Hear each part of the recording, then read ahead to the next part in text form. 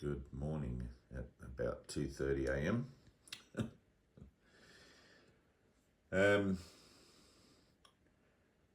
One of the lines that I like in the Course in Miracles, or one of the things that you're encouraged to do in the Course in Miracles is, well, you're sort of told that there are specific contacts that you'll make, specific people that you'll meet, and you'll know them, you know. So I've had people just turn up out of the blue, and even people follow me without knowing who I am, which is kind of weird. People follow me in their car and they'll say things like, I don't know why, but I had to follow you. You know, they pull up in my driveway behind me. Well, it's only happened once, but it was kind of strange.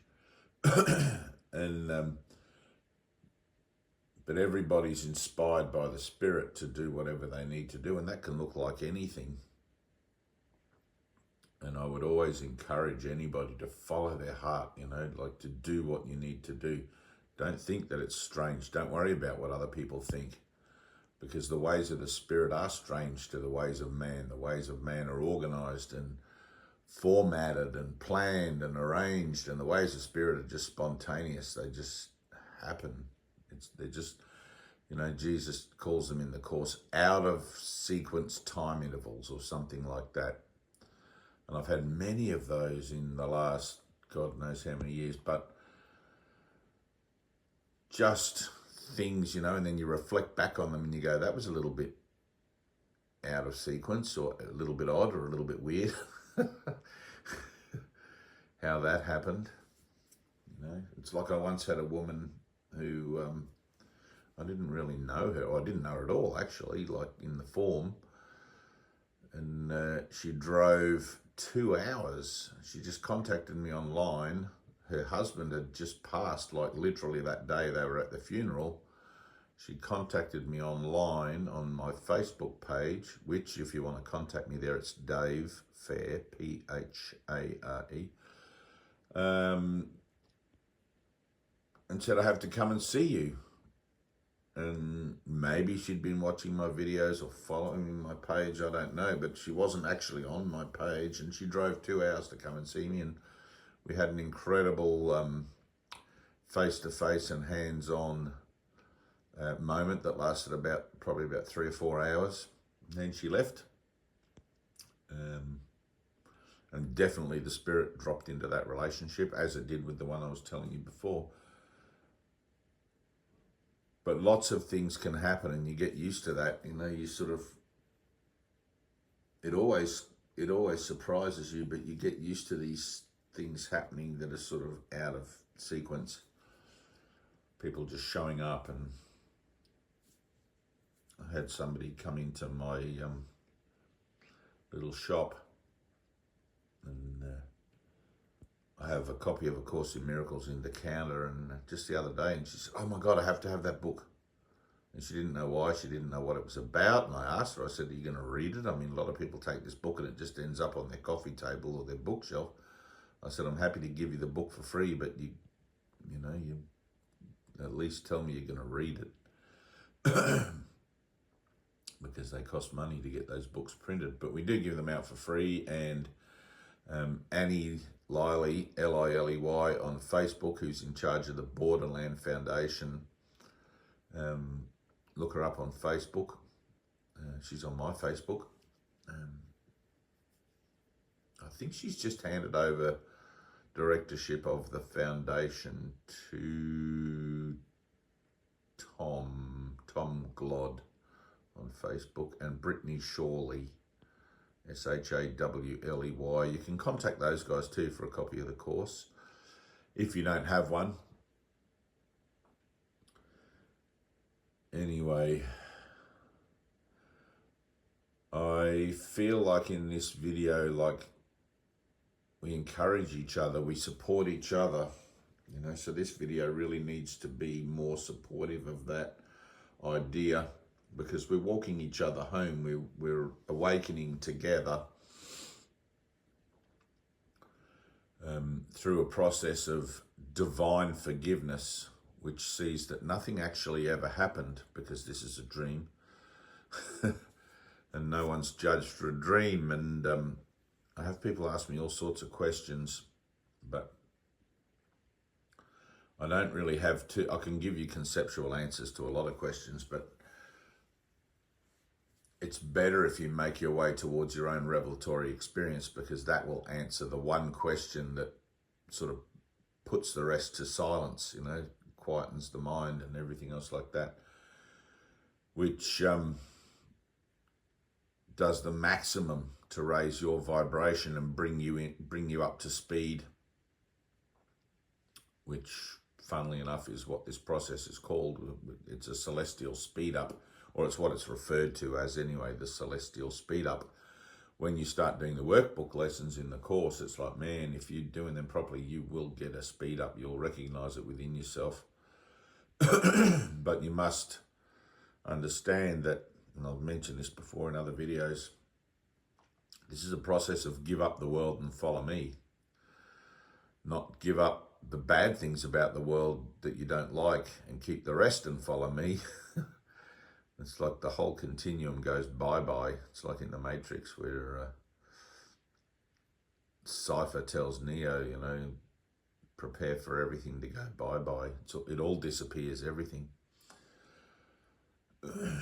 So, because I never know where anyone is at in their process, in their awakening sequence, I'm aware that A Course in Miracles is itself the book, a divine utensil, as is anything that references the universal curriculum. That book itself also is part of a out of sequence time interval, if you want to look at it that way, or time intercession, out of sequence time intercession, being not of the earth, being channeled through Helen Schuckman in the 60s and 70s and by Jesus. And so it can reach you as a non-linear occurrence in your life, which a lot of you are now starting to realize, man, how I came to this book is quite bizarre or quite miraculous. As a non-linear occurrence, it can reach you at any point in your timeline, at any point in your spiritual maturity, at any point in your progress, at any point in your whatever you want to call it. It's always going to be the point of here and now, which that's kind of like obvious, but in the process of purification, you can be very confident and comfortable with that process at the point the Course reaches you, or you can be someone who's just beginning to explore spiritual ideas and feel quite lost and don't know where to go and what's the next step and all that sort of thing. So, in talking about the universal curriculum and the Course, the universal curriculum, of course, is any facet of higher comprehension that is in alignment with the greater good. So, pardon me, there are many teachings around the world, obviously, many spiritual scriptures that can be used and studied individually and made sense of individually, or otherwise they generally tend to get corrupted into sort of religious avenues. Don't want to go down that road for a second, but I do want to encourage you that wherever you're at in your own transition, A Course in Miracles is a complete representation of the universal curriculum, and it's the most complete representation. That doesn't mean you're going to understand it, and because you don't understand it, you're going to think, oh, maybe there's something else, right? And maybe there is for you. I can't say not, right? And I mentioned the disappearance of the universe in one of my other videos just recently, I think maybe the last one, by Gary Renard, which is an incredible companion if you're finding A Course in Miracles difficult.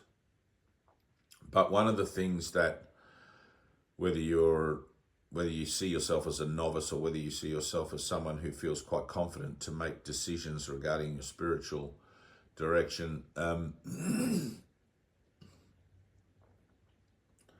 One of the things that's important to remember is that you're entitled to miracles, right? So if you're reading that book and you're finding it too hard going, you keep putting it down, you're not enjoying it and all that sort of thing, well, maybe you do put it down for a while. Maybe something else has to happen before it sort of starts to make sense. Maybe you'll read The Prophet by Khalil Gibran, or The Power of Now by Eckhart Tolle, anything like that. But you are entitled to miracles, right? And prayer is the medium of miracles. So one of the things in the Course, Jesus says, give me control of time for you, so that firstly, you'll find time in which to be able to do your workbook lessons, right?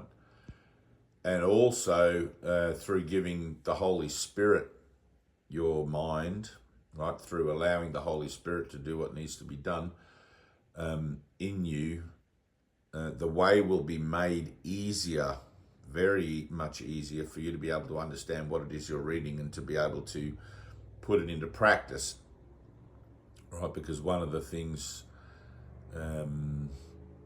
that's made clear in the Course is there's no point giving you a curriculum you don't understand, right?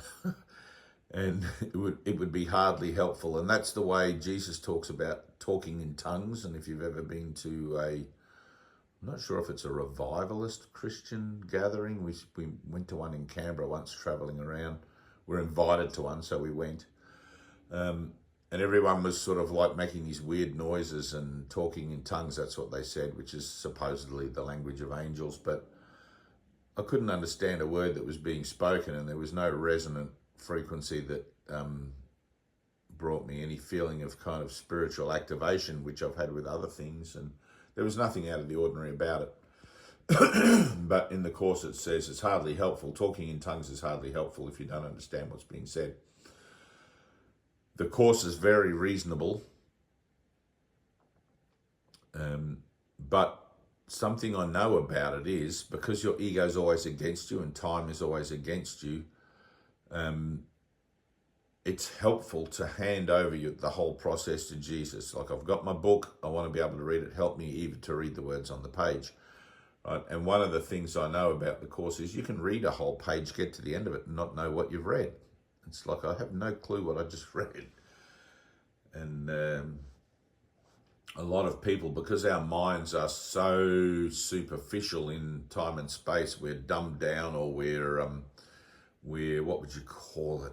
There's like a mind fog over everything, and you definitely saw that with on a global level with like the COVID thing, where everybody just lined up for a vaccine, you know, all of that sort of thing. And it's like, man, it's like everyone's asleep. Everyone's just doing, there's no critical thinking, no nothing. And like in Buddhism, you're encouraged to question everything. And it's like, so it's important to understand that you have to question everything. This has to be reasonable to you. And a lot of people will accept anything out of desperation, but this has to be reasonable to you. You have to integrate it into your psyche. You have to integrate it into your system, you know. So a lot of people will read the Course like they're reading a magazine whilst they're waiting for an airplane at an airport or something. They're just breezing through it and da-da-da-da-da.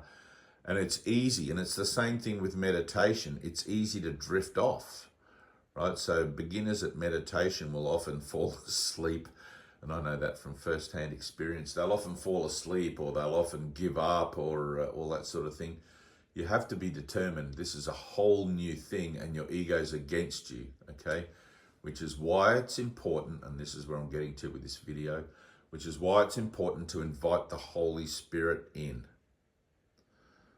Okay, so now doing that, I've met a lot of people who go to church on a Sunday, let's say, and you've probably know these sort of people as well. And I don't want this to sound judgmental, but I'm just using it as a reference. That's kind of, I don't know, it probably sounds a bit judgmental, but they'll tell you they've found God, right? or they'll tell you they've got the Spirit, or whatever it is. But actions speak louder than words, and many times, like churches are filled with, if I use church terminology, filled with sinners. People, it's like they're not filled with the holy ones. They're not filled with people that are purified. They're filled with people who need that. So, filled with liars.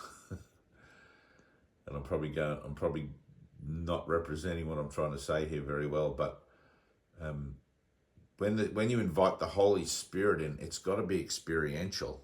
It's not just conceptual. It's not just something that you find the Bible or you find a Course in Miracles and, oh, I've invited God in. Because the Course is telling you, for matter of fact, that, hang on a minute, you denied God. That's how come you're here. You used the power of your free will, and there's no blame or guilt involved in it. It's like, imagine you're an innocent child. You didn't know what you're doing. You just pushed a button and, or if I use the biblical equation, you ate the apple or whatever it was. There's no surefire analogy for that. There's stories about it, but the fact remains, we seem to find ourselves here in the dream. So, all right, let's look at it. Well, did God do this to me? In a sense, yes, because God is everything. God gave me free will. But because you also are part of God mind creating, you have that power to create in your likeness as well. And boom shanka, here we are in, what would you call it, uncreative or miscreative reality, which Jesus has had to come and put the fix in. Oh, and I had this beautiful analogy open up last night, this beautiful little thing, pardon me. Imagine, and I want to get back to inviting the Holy Spirit in, because that's really important, but I just want to tell you this before I forget it. So here's the deal with salvation, right? You have free will, so you have to choose for salvation yourself. God is not going to take back the gift he gave you. You have to make that conscious decision to return, just as you chose to walk away. It's like the story of the prodigal son. And if you don't know that, you can read it for yourself. So imagine all of the universe, right? And outside of the universe, everything. Imagine it contained within a sphere, right? The whole thing, it's solid. You can't get out. The universe is completely sealed within eternity, let's say, all right? And you can call that sphere consciousness, right? You're contained within that sphere as mind, not as the individual entity mind within it or the brain or whatever, but as mind as a whole, of which we all are a part, okay? And it takes some kind of sitting with that to wrap your head around the idea that I'm not the body, I am mind connected with other minds, which are really just one mind, multifaceted, sleeping, right? So the sleeping mind, circumscribed by this sphere in eternity, on the outside of the sphere is all of eternity, right? Now, how did that happen, right? God put a limit to time and space. It says that in the Course, which we're going to say is the sphere. God put a limit to the growth of the sphere, which in the Course is referred to as a tiny mad idea at which the Son of God remembered not to laugh.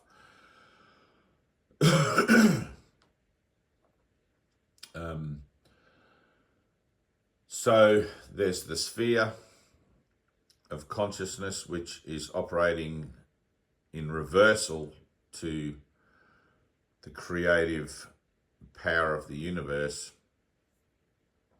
right? Or mind in a dream, mind in a coma. All of a sudden, Jesus gets sent in. So there's this a little, if you can, I'm stretching here, so please forgive me if this sounds a bit weird, but imagine Jesus, he's like a welder, and he cuts a hole. The sphere of consciousness is made of steel, and Jesus cuts a little hole in it and lowers himself down in a rope, and he's like, here you all are, what are you doing in here? He says, and you've been in there for billions of years, so you've made yourselves quite comfortable, and you think that it's your home, and you can't remember eternity because you've been here so long, etc. And he's like, well, look, you're not from here. It's like, I'll leave you this rope. It's the rope of forgiveness, and just pull yourselves up, and so people sort of, a couple of people pull themselves up maybe, but by and by Jesus is crucified and everybody's scared of the rope all of a sudden. It's like, no, we're not with him, we're not with Jesus, and they all run away. And since then, Jesus' message gets corrupted through religion, and all of a sudden now here we are in the year 2024, and we're 50 years into the advent of A Course in Miracles on the Earth, and finally there's the rope again in its pure and unadulterated form, right? So we've got this rope, which is this universal curriculum that we can use to pull ourselves up. So the idea of giving up the world and everything is tantamount to pulling yourself up that rope, which is going to be hard going at first until you develop enough strength to get yourself to the top. Most people can't do a chin-up. Most people my age can't do a chin-up. Young people can do chin-ups. Anyway, that was just a little aside that just sort of popped in last night. Now that I'm saying it, I can't really remember why it felt so compelling to have to put forth, but maybe it's going to be helpful to somebody as an analogy. My teacher, Ted, used to talk about the dream or the world as an inverse mirror ball. You're inside this ball which is lined with mirrors, and it seems like all the mirrors are different people, but it's really you everywhere you go. Just one mind dreaming. So anyway, back to the Holy Spirit. I hope that was helpful for somebody. Back to the Holy Spirit. It's important that you invite the Holy Spirit in, and I'm going to put this to you in a way where I'm going to recommend that it be ceremonial, that it be some kind of, because I know how much the mind can convince itself and twist itself that it's made that invitation. It's like many times I've taken myself, and like my invitation to Spirit for guidance and everything was really when I felt the guidance before, but to be able to connect with that guidance consciously and actively, it was when I went up to Mount Warning. And if you want to watch that video, it's in my experiences videos. I went up to Mount Warning and prayed for direction. I prayed for guidance. I prayed for everything from the Holy Spirit, the Spirit of God, the Spirit of the Four Directions, the Great Spirit, whatever I could think of. I didn't know what I was doing. It was like it was this completely unguided, from the heart, ignorant, innocent kind of plea for divine assistance in my life. And I was answered. And I would encourage each of you who's listening to this, if you're starting to realize how different the ways of Spirit are to the ways of the world, don't be afraid what people think of you. All your friends are going to drop away. All your regular people that represent your old worldly values are going to drop away as you begin to change. That includes your immediate family, and you're going to have to get your head around that idea. And you'll still love them. They'll still love you, all the rest of it. But you're going to change, all right? You're going to go through conscious shifts. And those conscious shifts are going to change you as the person that you are. And if you're doing those workbook lessons, in 12 months from now, you're going to be a different person. You're going to have a different understanding of the world. You're going to see things differently, and you're going to begin to process things differently. And it's your determination and your perseverance that's going to bring that about. And you have to do whatever you have to do, no matter whether you think it's right, wrong, good, bad, better or worse, whatever. None of those things come into play, because all of those are of duality. You just have to follow your heart. You have to follow your heart, and you've got to do whatever you've got to do in this, whether it's climb a mountain, go and sit in the desert, or whatever, anything. You cannot be concerned about your body. You cannot be concerned about others. You've got to put it all on the line. You've got to stand on the edge and put your foot out and just say, here I am, Lord, and Maybe not literally. I mean, I don't want anyone blaming me for for some misadventure going on. But I mean, hey, what the heck? I've got broad shoulders. But you know what I'm trying to say? It's like you've got to really follow your heart, no matter how crazy it seems. You've got to let your crazy shine out, and it's all in by the grace of God and in the name of God, you know, because that is your name. You are part of a whole which we call God. We can call it the Great Boom Shanker. We can call it eeny, meeny, miny, mo. You can call it anything. Like God's a Hebrew word, means I am. You know, I am. Be still and know that I am God. Right? That's Jesus' commandment to you. Be still and know that I am God. Be still is an action of mind. Physical as well, because the physical follows the mental. But be still as an action of mind. It's like invite the Holy Spirit in. Feel the Holy Spirit, like breathe. And it's like, man, you got to come from deep. You got to go down deep. You got to feel it in your heart. It's like, I want this more than anything. I want something to happen that shows me that I'm guided, that shows me that I have a connection. Right? You've got to, that prayer's got to come out of you. That prayer has, like, it's got to be your everything. It's not just like sitting beside your bed or kneeling beside your bed. And maybe it is. I don't know. Maybe it is. I've had many effective prayers beside the bed. My teacher Greta used to say, you have to, she had a Dutch accent, but she used to say, you have to kneel down beside your bed and wear out the carpet with your knees. She's a beautiful teacher.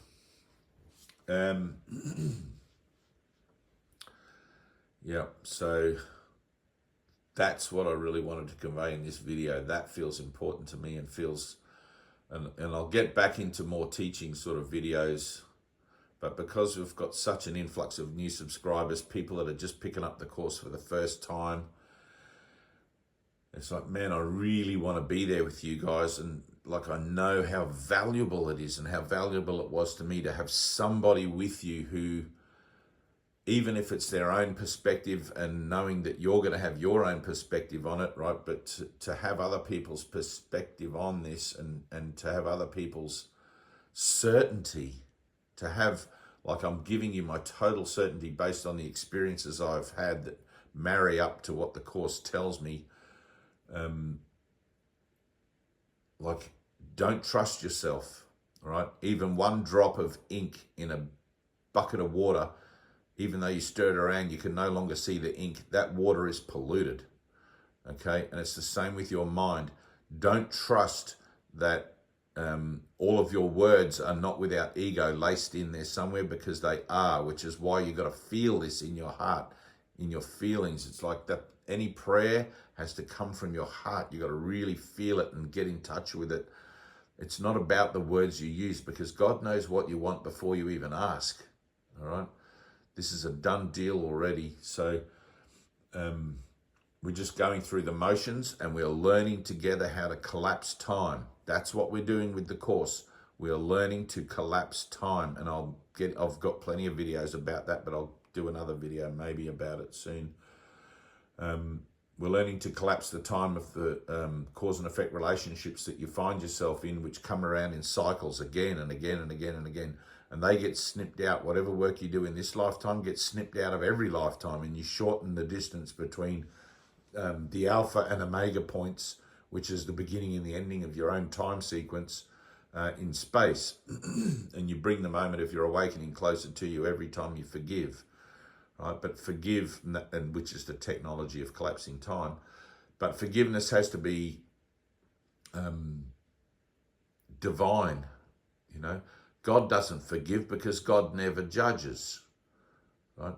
And yet God gives you the technology of forgiveness to liberate yourself from the grievances and the ignorances and the doubts and the mistrust and the aggression and the anger and everything. All of that occurs through forgiveness, of being willing to accept forgiveness for what you see reflected out there as being nothing more than ideas about it in your own mind. Right? Using the mirror. Learn to use the mirror. What I see is me. Keep your finger on your own nose all the time and never take it off. It's singular. I'm the dreamer of my dream. What I see is me. I'm the one that gives it all the meaning it has. Look in the mirror, see what meaning you've given it. I look at that person and that person's jealous. It's like, no, I wouldn't know what jealous was unless I was actually dreaming of jealousy, because in eternity, there's no such thing as jealousy. There's only eternal love, right? And that's the job that you've got before you, is to return your way of thinking to the eternal love way of thinking, to the unconditional love way of thinking, right? I need to heal my mind of illusion so I can learn to be in the world and not of it. Collapse the time that I need to be here to its minimal requirement, enough for me to represent this curriculum to others, and that be my only purpose. Okay? Everything will be provided that you need. You'll never have more than you need, and you'll never have less than you need. Don't be afraid to walk out that door. Right? Don't be afraid. Things can get really tough going on a spiritual journey, but remember, there are billions of people around the world, and like, look at the sadhus in India. They own nothing, literally own nothing. And I'm not saying you're going to own nothing. I'm not saying give up your house, your car, your job and everything. But I'm saying if your heart tells you to, listen to that. If that's where you really want to go, listen to that. But if you're leaving something, if you're leaving a relationship, whether it's a working relationship or a physical relationship, etc., because you're dissatisfied with it or it makes you feel a certain way about it, then use that as the playground or as the workshop for your spiritual practice. Forgive all that, because that's only meaning in your mind as well. Right? Bring it back, bring everything back to perfection. It's like, wow. Look at it like, have you seen the movie Free Guy? It's got the guy from Deadpool in it. I can't remember his name now, but Free Guy, you know, and there's that scene in where he tries to tell his friend, the guard, that it's all just a dream, it's all virtual, and he says, man, it may be all virtual and maybe we don't exist, but in this moment, I've got everything I need. I've got love, I've got peace, I've got friendship. So I bring every moment to that, to the here and the now. You know, you're waking up from a dream. That's all that's going on here. Mind is waking up now. Mind is waking up. The resurrection has happened. The fix is in. There is a hole in the sphere and there is a rope dangling. All you got to do is take hold of it and say, yes, Father, here I am. Here I am, and I will serve, right? I'm serving at the right altar now. I'm serving at the altar of Christ. I'm serving at the altar of Buddha or Krishna. I'm serving at the altar of that which is non-temporal, non-linear. And I'm going to count myself in.